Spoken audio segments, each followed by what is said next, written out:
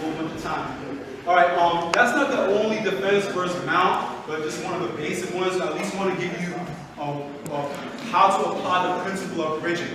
There's other ways to escape the mount, but this is pretty efficient. Person striking, get yourself out of the way. So hopefully you felt that with your partner, how efficient it is to use your hips, right? Rather than trying to do this, the person's heavy, they're not going to go anywhere, right? The other one I want to address is side control. One person is laying flat, the other person is 90 degrees, right? Side control, a lot of weight is on the chest, and we're going to use the bridge to learn how to get out of this one. Okay, so Coach Mike is the side control here. Notice he has one hand controlling the head, right? And I'm here. Again, my elbows are tight, my feet are tight. I'm not here, right? If I'm just lying like a dead fish, his weight is going to squash me. Now, this is very subtle. Watch my hip and shoulder position.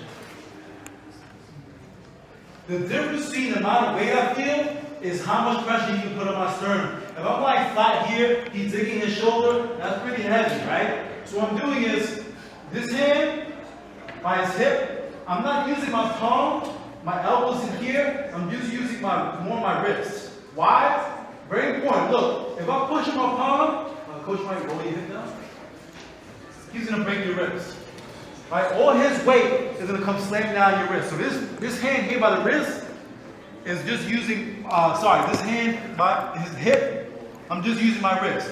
Don't push with your palm. If the person knows what they're doing, they'll roll their hip, and your wrist is broken. Right? Use the blade of your wrist and form. And this is just to keep some space. Right? Again, this isn't here, because if I have my elbow flared, he moves his knee in, and now I have one less hand to defend with.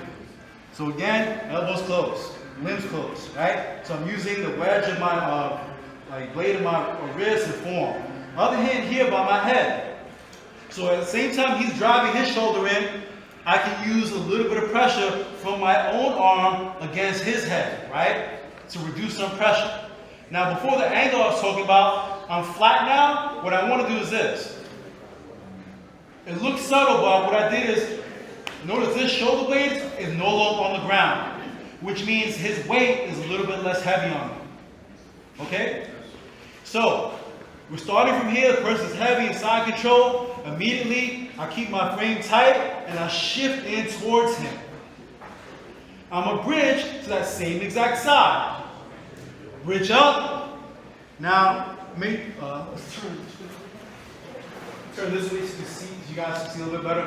When I bridge, this side, this space here, is where I'm going to fit my knees.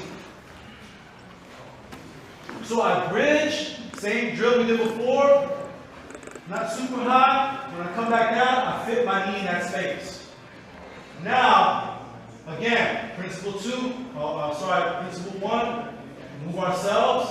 I move my hip forward and extend my back. Right? I'm not going to push him off me. All I'm going to do is push my hip. Even if he's gripping here, right?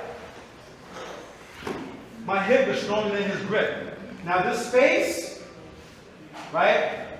I can strip out, move my hip back.